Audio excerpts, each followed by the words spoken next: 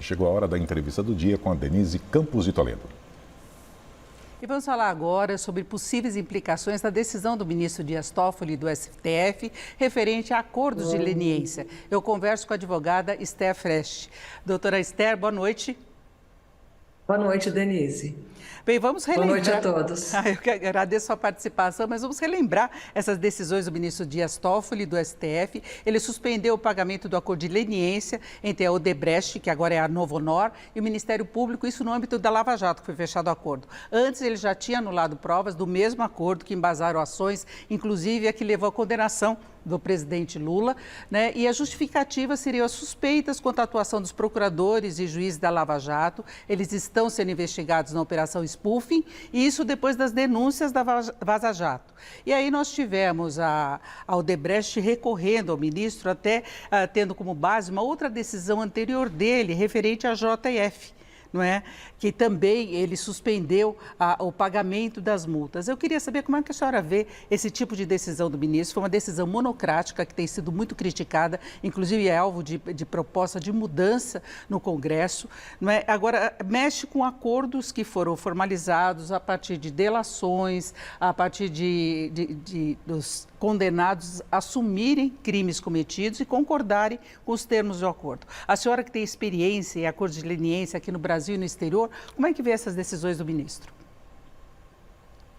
Bem, Denise, eu acho que você colocou bem o tema. Na verdade, existe uma questão sobre a validade do acordo em si, né? Um acordo, ele sempre pressupõe que haja vontade livre, expressada livremente. E em qualquer acordo, dos mais simples que você possa imaginar, uma compra e venda, por exemplo, e tem que haver vontade livre de ambos os lados. E aqui a gente está falando de dois lados: o lado do Ministério Público Federal, né, dos procuradores da República que negociaram com as empresas, e do lado da empresa. Então, ambos têm que estar conscientes e com liberdade de tratar do tema e fazer o acordo. Então, a preocupação que eu entendo que está por trás das decisões do ministro Toffoli é que realmente a Novonor, antiga Odebrecht, pegou carona na decisão que foi proferida anteriormente no caso da JF.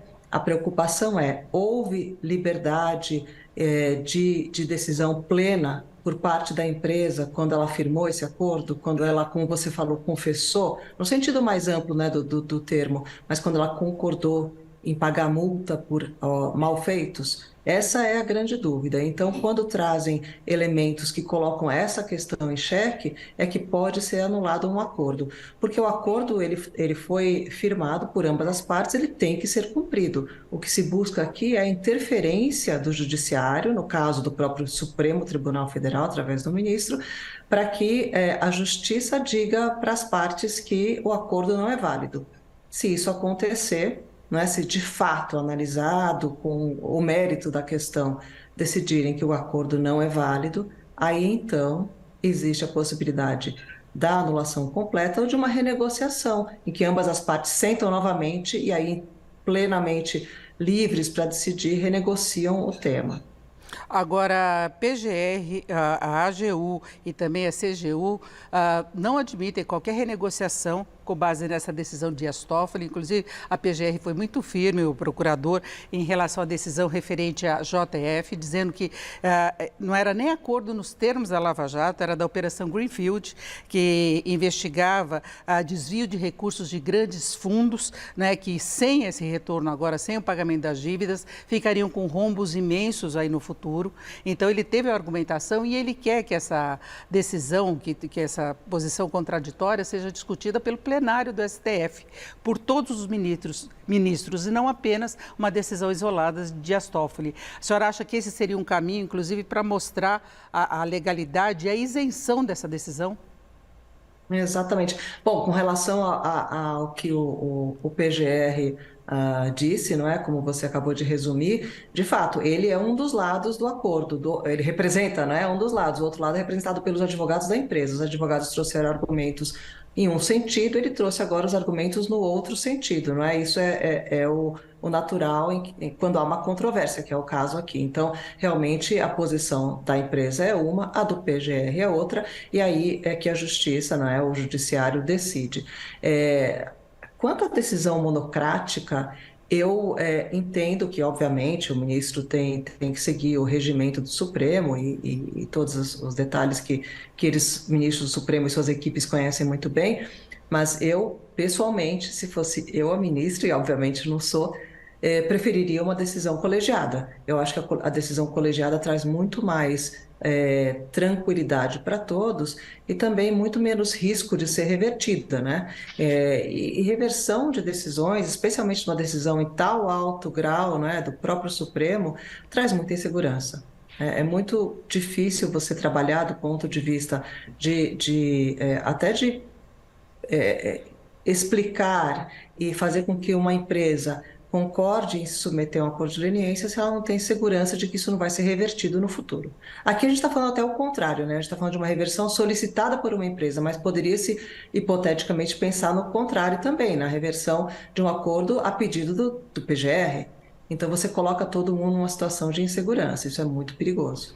Na verdade, há uma insegurança jurídica muito grande no Brasil em relação a todas essas questões, desde a Operação Lava Jato, que foi vista aí como uma das maiores operações do mundo de combate à corrupção. Depois nós vimos todos os processos sendo desfeitos dos crimes das pessoas e agora a revisão de acordos também de leniência, que foi um desdobramento da Operação Lava Jato. Nós tivemos a Vaza Jato denunciando conversas entre procuradores e o juiz, principalmente o juiz Sérgio Moro, não é? E tudo isso traz insegurança. E essa revisão acaba acirrando aquela suspeita de decisões equivocadas ou parciais de ministros do STF. Lembrando que o Dias Toffoli, a esposa dele, Roberta Rangel, advogada, ela defende a JF em uma outra ação.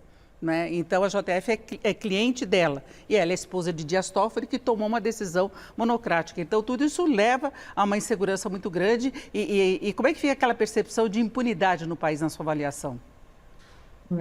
Esse tema, Denise, faz muitos anos que eu trabalho com leniência em temas que não chamam tanto a atenção, não é? Porque, obviamente, a Lava Jato e todos esses assuntos que você acabou de descrever eles chamam muito a atenção, não só da mídia nacional, como também internacional. O volume de dinheiro é muito grande, os temas são extremamente relevantes, mas o dia a dia das empresas e dos sistemas jurídicos internacionais, eles contém muitas situações, né, de possível violação das leis anticorrupção ou de outras leis relativas a malfeitos de empresas, aos crimes de colarinho branco e assim por diante.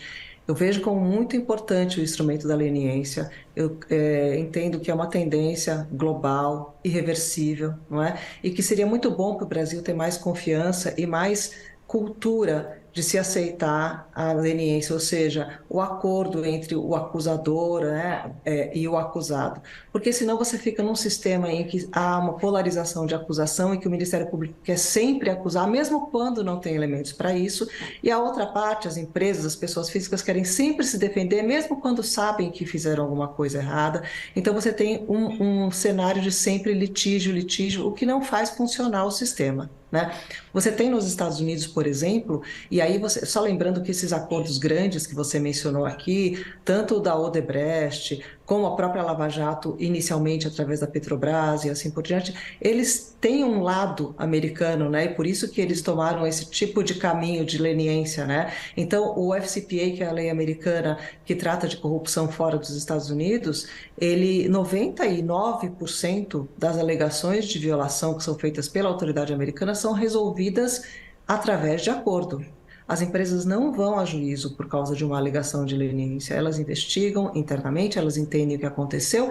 Se houver elementos que provem que havia mesmo algum tipo de erro, mais ou menos grave, elas vão lá e negociam a solução. Aqui, essa cultura ainda está muito incipiente. Agora, nós temos 10 anos da lei anticorrupção. Acabou de completar 10 anos há pouco tempo, né? Há poucos meses. Em 2013, né? E essa lei, ela abre muito claramente a possibilidade de negociação, né? De fazer o acordo de leniência. Então, seria muito melhor para o Brasil seguir esse caminho do que continuar com os grandes litígios. E a gente tem tantas ações de improbidade, não é? E depois, agora com a lei anticorrupção, também muitas ações.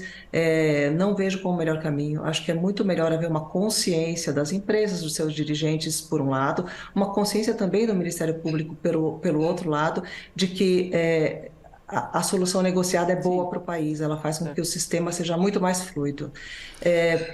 Eu acho que, por exemplo, nós temos aqui recentemente um caso... Temos que fechar, doutora Esté, por favor. Desculpe. Não é só para fecharmos mesmo, pode concluir. Pois não. Não, nós temos casos internacionais em que há também solicitação de anulação, mas são raríssimos, tá?